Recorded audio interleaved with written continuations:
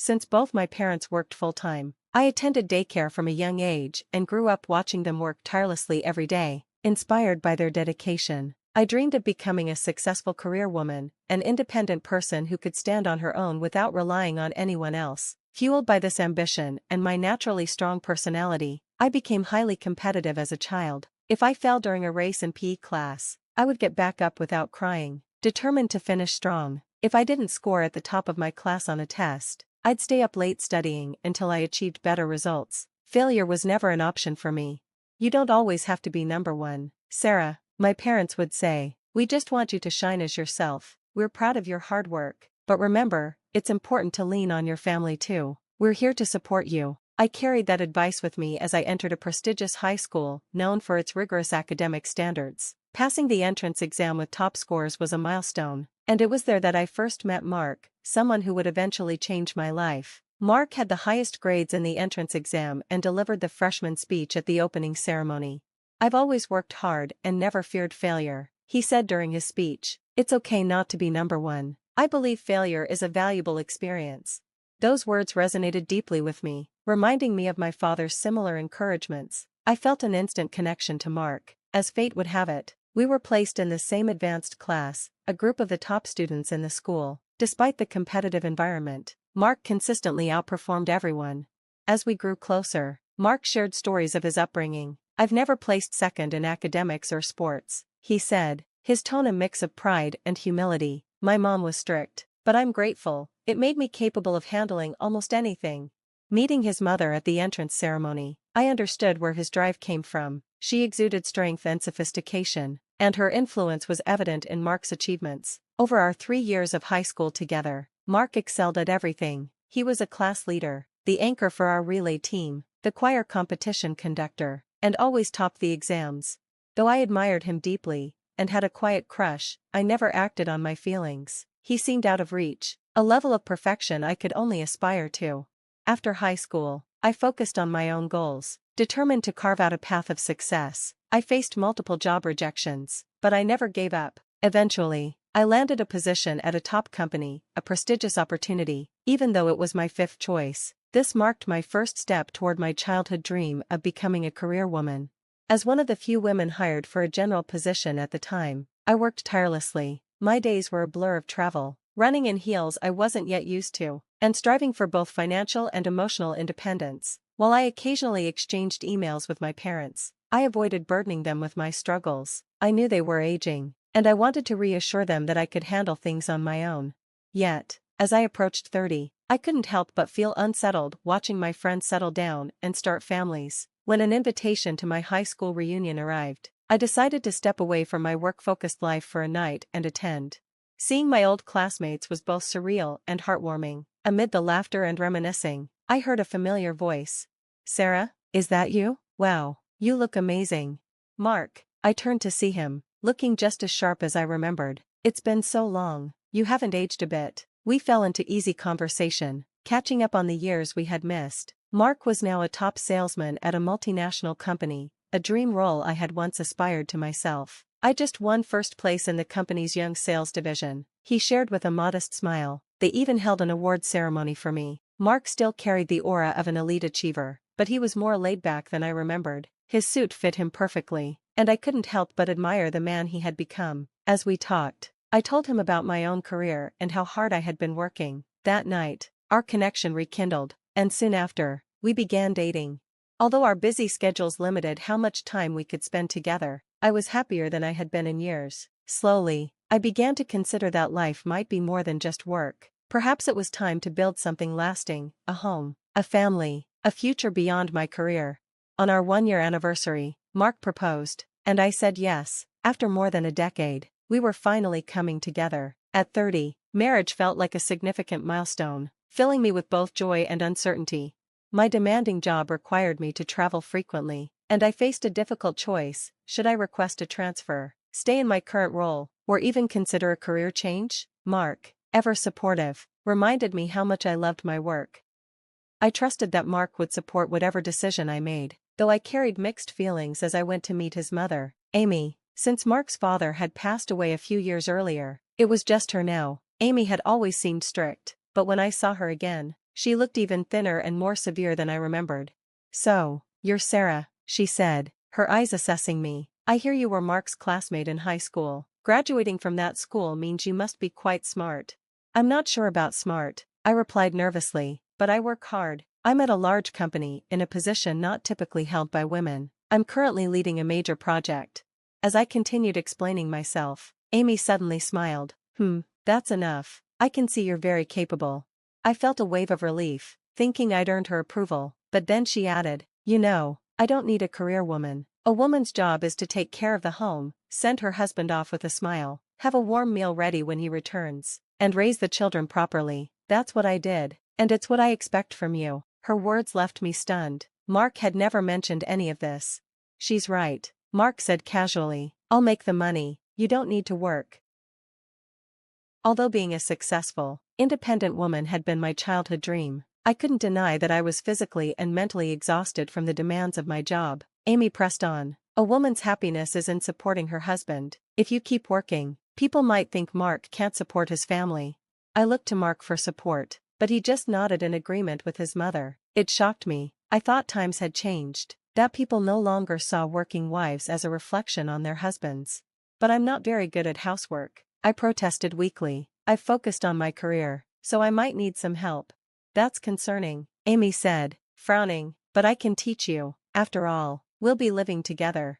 "Living together?" I asked, startled. Mark had never mentioned this. "Yes," Amy said matter-of-factly. "This house is too big for me alone. There's plenty of space for you, Mark, and any future grandkids. Why waste money on a separate home?" I felt overwhelmed and trapped by her expectations. Just as I was trying to process it all, Mark spoke again. "I'm not the kind of guy who needs his wife to work," he said. "I make more than enough to support us. Besides, you're so talented that if you ever want to go back to work, I'm sure you'll find something quickly." His confidence in my abilities felt like a small consolation. I decided to give their way a try and resigned from my job. My colleagues were surprised and tried to convince me to stay, but they also told me I was welcome back anytime if I changed my mind. Their encouragement gave me a sense of security as I left the workforce. The next few months were spent learning from Amy. She was strict, but after years of working in a tough, male-dominated environment, her sternness didn't faze me. Not long after, I found out I was pregnant. When our daughter Lily was born, Mark was overjoyed, and to my surprise, Amy doted on Lily. "Lily is just the cutest, isn't she?" Amy would coo, her affection heartwarming but fleeting. Her demands on me increased. "I'll take care of Lily, you focus on the housework," she'd say. "We're running low on supplies, can you do the shopping?" Dragging my postpartum body around to keep up with the housework was exhausting, but having Amy care for Lily was helpful. Mark was rarely home, busy with work, so I appreciated the support, even if it came with constant demands. Amy's generosity extended only to Lily and Mark. She made sure Lily had the best of everything but never offered me so much as a kind word. Mark's career soared as he climbed the ranks at his company, seemingly invincible, until he wasn't. One evening, when Lily was in upper elementary school, Mark came home looking pale and defeated. "Mark, what's wrong?" I asked, concerned.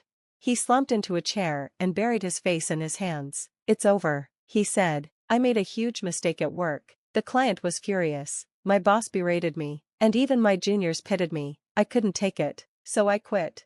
I stared at him in disbelief. "You quit? Over one mistake? Lily's about to start private middle school, we need that income." Even Amy, usually unflappable, looked distressed. "Can't you go back and apologize? Fix things?" she asked. "No," Mark said firmly, "I can't show my face there again. Everyone thinks I'm a failure." Mark had never faced failure before, and now he was completely unraveling. He locked himself in his room, leaving me to pick up the pieces. "Sarah," Amy said sharply, "you need to go out and work." "But you always said a woman's job is to stay home," I protested. Amy's face hardened. "The inheritance is gone. Mark's probably spent most of your savings too. We have no choice." Stunned, I realized how little I'd known about our financial situation. There was no time to dwell on it. I reached out to my old company, relying on my career experience and determination, and was fortunate to be rehired. I threw myself into work, becoming the family's breadwinner. Though the transition was overwhelming, we stabilized financially. Lily attended private school, and I supported Amy and Mark. Mark remained distant, his bitterness showing in his silence and occasional barbs. I wanted to urge him to rebuild his life, but held back, focusing instead on keeping our family afloat. Amy, for her part, returned to her old ways, showing little gratitude and worrying only about Mark's well-being. Meanwhile, Mark began withdrawing more, taking money from our accounts and wandering aimlessly. Looking back, I couldn't help but wonder how things had spiraled so far. I realized I should have left or confronted Mark long ago, but I couldn't bring myself to abandon the man who had once supported me. While I worked tirelessly, Mark wasted his days in idleness. Lily, now old enough to understand, watched her father with a mix of sadness and disdain, and it was clear Mark sensed her disappointment. The tension at home was suffocating. When Lily was in middle school, Mark finally left us. He left a note: "You'll be fine without me. I found someone who needs me." I was stunned. Amy, in her grief, lashed out at me. "This is your fault. You drove him away. I never want to see you or Lily again." She even tried to evict us. "Wait, how will you manage without me?" I asked, bewildered. "Don't underestimate me. I don't need you," she snapped.